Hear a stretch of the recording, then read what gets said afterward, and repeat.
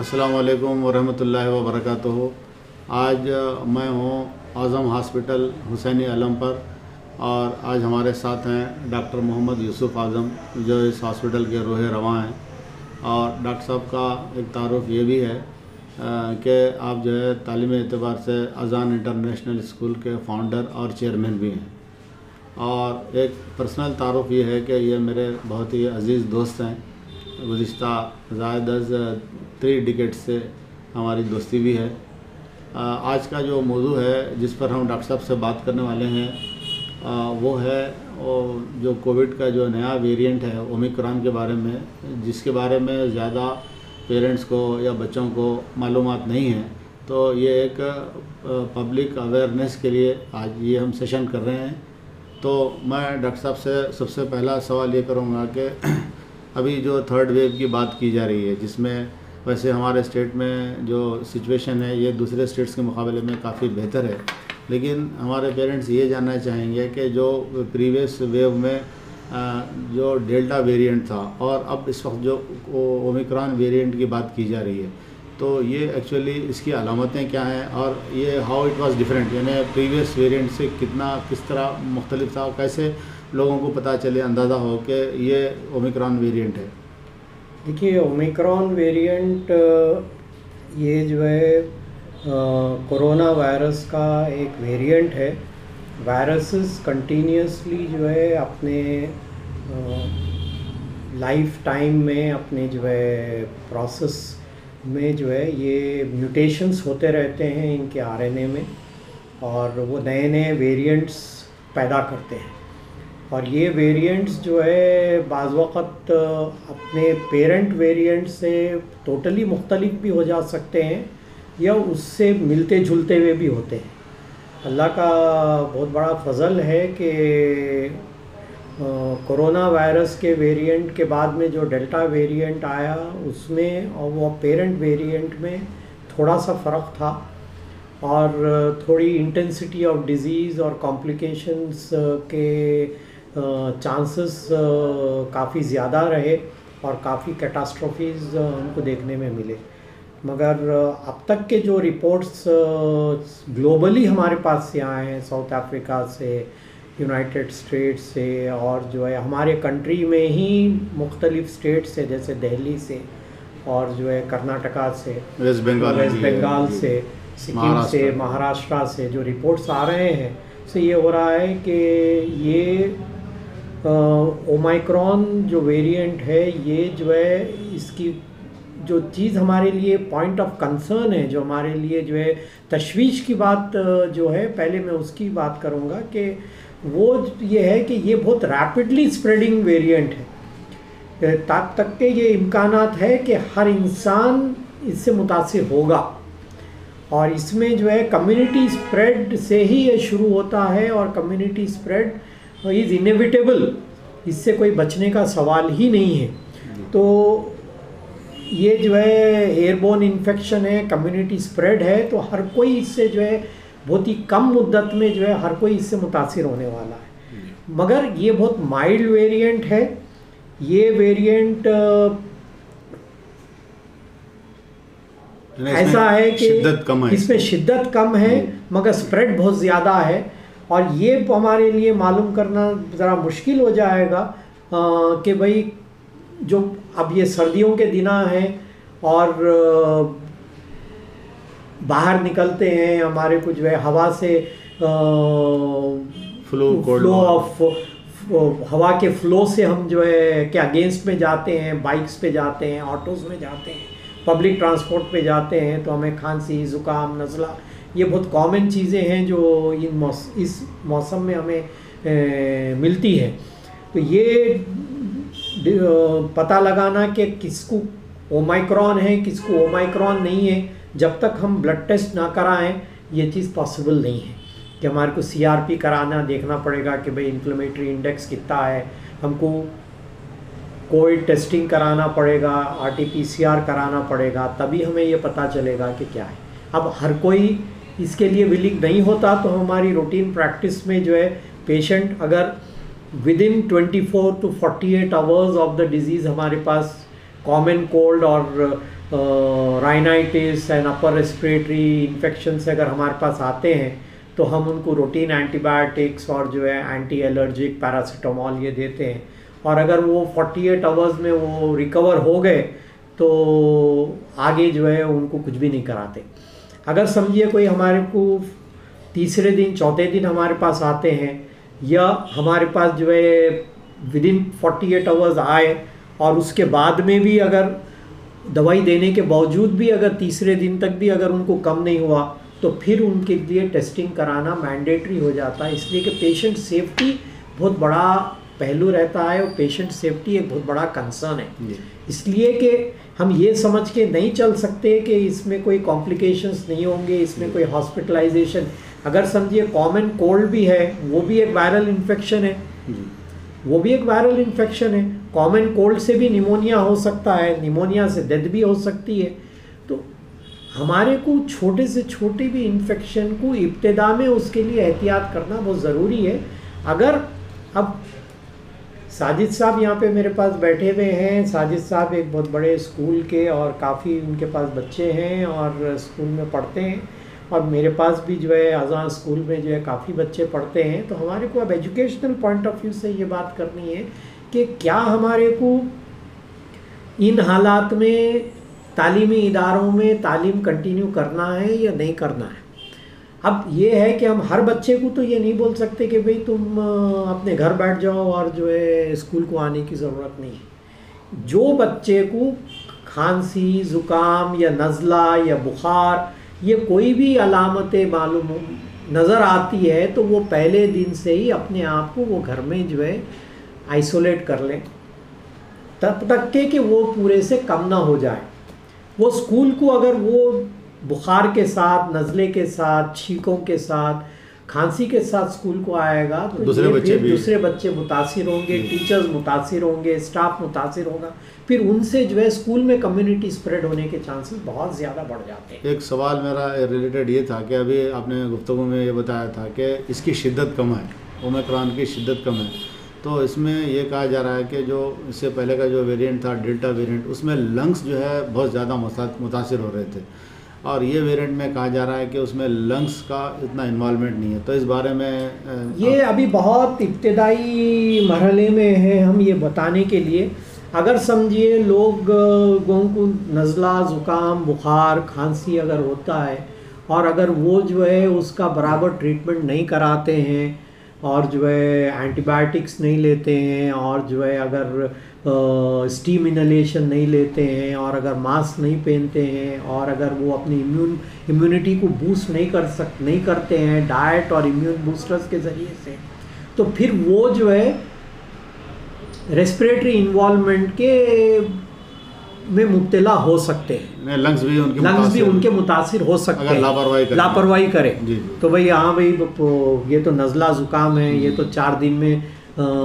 5वें दिन ये खुद कम हो जाएगा, अगर ये सोच के चलते हैं तो अगर जिसको कम नहीं हुआ वो कॉम्प्लिकेशंस में भी जा सकते हैं। तो हमारे को जो है एहतियात करना है। अगर आप हमको मालूम है कि भाई antibiotics is not the treatment for viral infections, मगर एंटीबायोटिक्स हम इसलिए देते हैं कि वायरल इन्फेक्शन में जो इम्यूनिटी सप्रेस होती है, इम्यूनिटी बॉडी की जो है कम हो जाती है, तो बैक्टीरियल इन्फेक्शन सुपर इम्पोज होने का चांस बहुत बढ़ जाता है। तो वो बैक्टीरियल इन्फेक्शंस को रोकने के लिए और उनको इब्तिदाई में जो है जिस्म से खारिज करने के लिए हमारे को एंटीबायोटिक्स देना पड़ता है और इम्यून बूस्टर्स और बी कॉम्प्लेक्स वगैरह भी उसमें ऐड करना पड़ता है, विटामिन सी ऐड करना पड़ता है, स्टीम इनहेलेशंस ऐड करना पड़ता है, ताकि जो है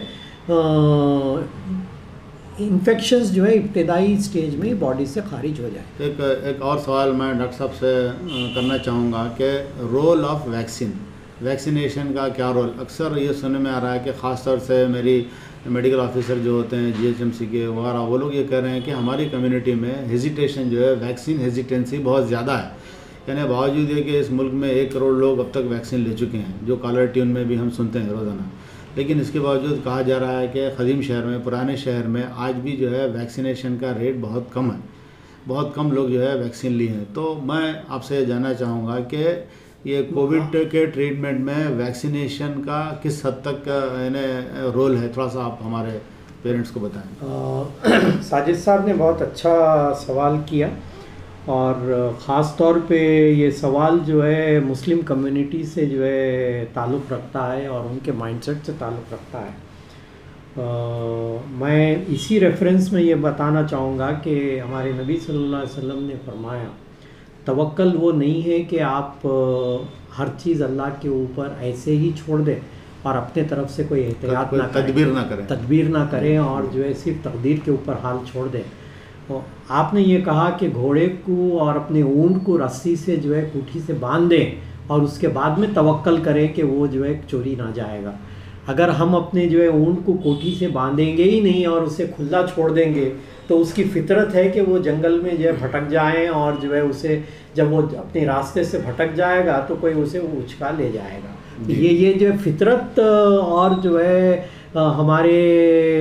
तवक्कल के बीच में नहीं आती। तो तवक्कल तब ये है कि वो तदबीर करें, और अगर हम तदबीर नहीं करेंगे तो फितरत के हिसाब से हमारे साथ मामला होगा। आमतौर पर जब लोगों जी वैक्सीन के ताल्लुक से लोगों को बहुत सारी बदगुमानियाँ हैं, वैक्सीन लेने से हमारे को बीमारी आ जाएगी। डेफिनेटली वैक्सीन लेने से एक बीमारी का एक पहलू हमारे अंदर आता है, इसीलिए हमारे अंदर इम्यूनिटी डेवलप होती, और वो जो बीमारी जो हमारे जिस्म में आती है वो नॉन पैथोजेनिक बीमारी आती है। जब एक पैथोलॉजिकल प्रोसेस, वैक्सीन जो है एक एटीन्यूएटेड प्रोटीन जब हमारे बॉडी में इंजेक्ट किया जाता है तो एक बीमारी की कैफियत हमारे अंदर पैदा होती है, और बॉडी उस बीमारी के खिलाफ में एक डिफेंस, एक महास तैयार करती है जिसको बॉडी इम्यूनिटी कहते हैं। वही इम्यूनिटी है कि जब हमको बाहर से जब लाइव वायरस हमारे अंदर, जब मतलब एक्टिव वायरस हमारे अंदर जब दाखिल होता है तो ये हमारी बॉडी इम्यूनिटी उससे मुकाबला करती है। तो वैक्सीन लेना हमारे लिए बेहद ज़रूरी है, मैंडेटरी है। वैक्सीन लेने के बाद का मतलब ये नहीं है कि आपको 100% इम्यूनिटी, 100% आपको बीमारी नहीं आने वाली है। वैक्सीन, बाज़ वैक्सीन्स है जो 85% प्रोटेक्शन दे रहे हैं, बाज़ वैक्सीन्स जो है 75% प्रोटेक्शन दे रहे हैं, बाद वैक्सीन 90% प्रोटेक्शन दे रहे हैं। बहरहाल प्रोटेक्शन है। अगर किसी के पास वायरल डोज जो है जो बॉडी में दाखिल होता है बहुत ज़्यादा है तो उनको जो है बॉडी इम्यूनिटी उसको मुकाबला नहीं कर सकी तो उनको डिजीज़ प्रोसेस आ जाएगा। और अगर जो है वायरस कम डोज में अगर एंटर होता है और बॉडी इम्यूनिटी अच्छी है तो हो जाए। और इससे ज़्यादा सोशल डिस्टेंसिंग और मास्क पहनना ये हमारे लिए बहुत ज़रूरी है। पब्लिक प्लेसेस को अवॉइड करना ज़रूरी है। ये एक चीज़ बहुत अफसोस से ये कहना पड़ता है कि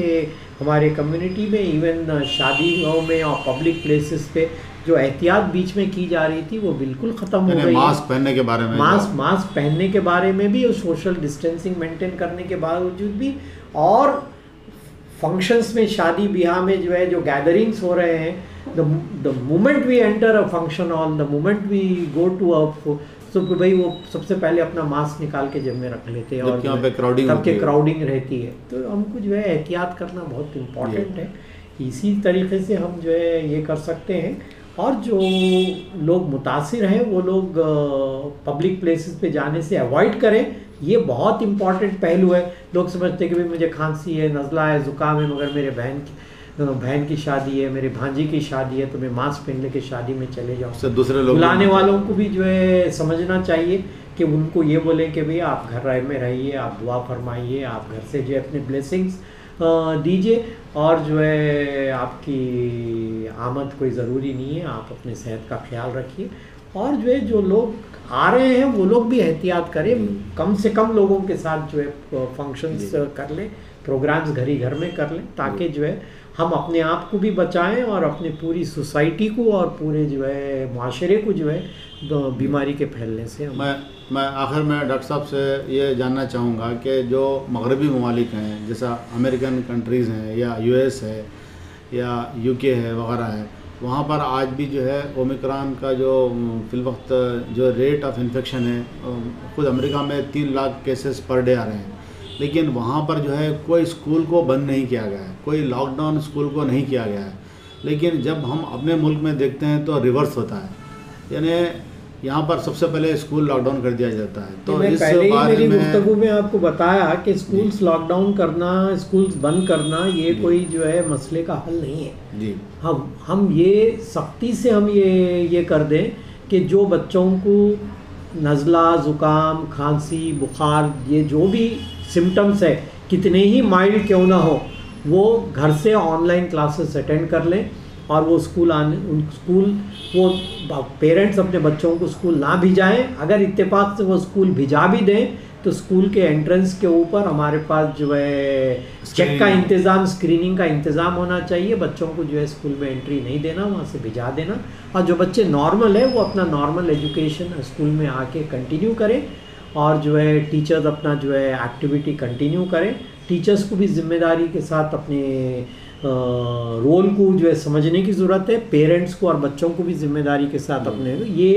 ये कोलैबोरेटिव रिस्पॉन्सिबिलिटी है, ये जो है इनफरादी रिस्पॉन्सिबिलिटी नहीं है। सिर्फ अगर जो है बच्चे ही अगर ये कर लें और टीचर अगर ये जिम्मेदारी को ना समझे तो teacher will become a source of spread of infection. और अगर टीचर्स अगर जो है समझ जाएं और टीचर घर बैठ जाएं और बच्चे जो है कोई इन्फेक्टेड है और कोई किसी को बुखार है और गोली खा लेके स्कूल को आ गया तो ही will become a source of spreading of the disease to the other student. तो ये कोलैबोरेटिव रिस्पॉन्सिबिलिटी है कि हर कोई ये चीज़ों को समझे। आया लोग हैं, स्कूल के जो है